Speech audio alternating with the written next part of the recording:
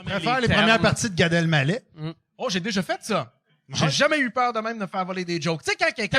C'est vrai, t'avais fait la première partie à Seinfeld, puis t'as fait Gad aussi. J'ai fait Gad. À Québec. Ouais, j'ai fait Jamel, Gad, puis Seinfeld. Jamel aussi, Jamel. qui est un pas pire voleur. Ça. Mais Jamel, sais-tu quoi? Jamel, là, j'ai fait 3 fois sa première partie. Je l'ai faite en France, j'ai fait sa première partie. Après ça, je l'ai faite au Québec, mais je l'avais jamais rencontré sur les 2 crises de Constant parce qu'il était dans sa salle là, je voulais pas sortir.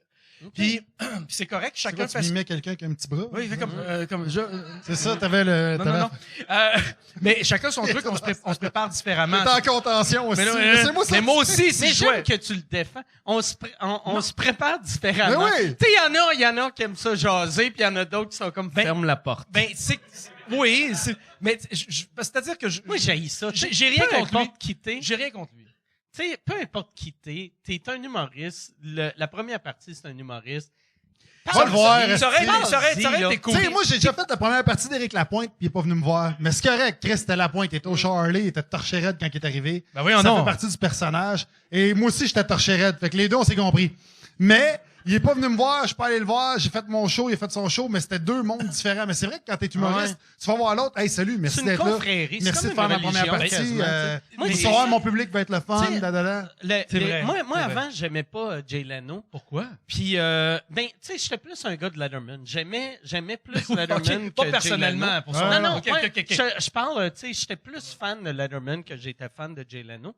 Mais Leno, ce que j'ai toujours aimé, c'est que lui, aussitôt qu'il y avait un humoriste à son show, il allait les voir dans la loge avant, puis hey, ça va bien aller. Puis il les traitait comme un grand frère, tu sais, qui était comme ça va bien aller, sois pas stressé, amuse-toi, crisse-toi des TV, t'es ici pour avoir du fun avec le public. Tandis que Letterman parlait à personne.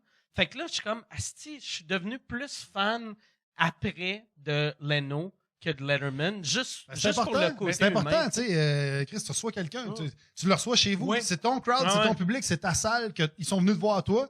Déjà que la personne est intimidée de faire la première partie d'un humoriste qui a 10 fois sa renommée, Chris, c'est la moindre des choses d'aller le voir. Mais Mike est comme ça. Mike, il nous met en confiance en tabarnak. Là. Ah, il est pas venu nous voir. Non, mais tu sais, mais regarde, moi, je vous parle pas avant. J'ai ma loge privée. On est rentré dans la loge. T'as été le premier. Hey, salut. Il y avait plein de monde. Salut. Tout de suite, je suis content de te voir. Merci d'être là. Chris, avant de descendre, merci beaucoup d'être là. Puis, c'est ça. Souviens-toi, là, en route vers mon premier gala, là, t'as animé, moi, t'as fait 2009. Ouais, la première année. T'as fait 2008 alors, parce que j'étais là en 2009. Mais je t'ai vu animer, puis Chris, c'était le fun, puis t'es resté proche du monde. Puis t'as jamais eu cette condescendance-là, tu t'es jamais élevé au-dessus de personne. Puis c'est ça que j'aime de toi. Chris, tu fais le métier parce que t'aimes le métier, mais t'as jamais oublié d'où tu venais puis pourquoi tu le faisais. Moi, c'est surtout quand j'étais jeune.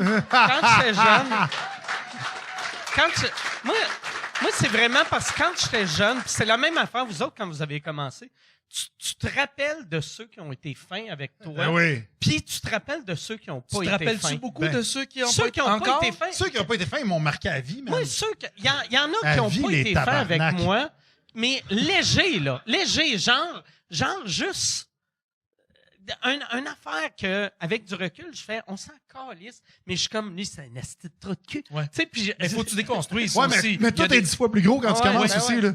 Mais il y a des gens qu'il faut que ça déconstruise. Il y a des gens qui c'était vraiment, tu le vois viscéralement, c'était des trous de cul. Puis malheureusement, dans ce métier-là, c'est un marathon, c'est pas un sprint. Tu sais, des one-trick pony, il y en a en asti, là. Du monde que tu vois plus au bout de 2 ans parce qu'il y a 2 numéros. Puis après ou sont sur une liste.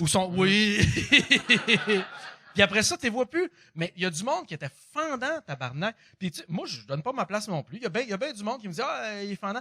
Parce qu'on interprète souvent mal avoir confiance en soi puis être prétentieux. Ouais. Mais la confiance en soi, c'est autre chose. T'arrives à ton show en cheval, ça fait... Ça serait malade, hein? Ça serait...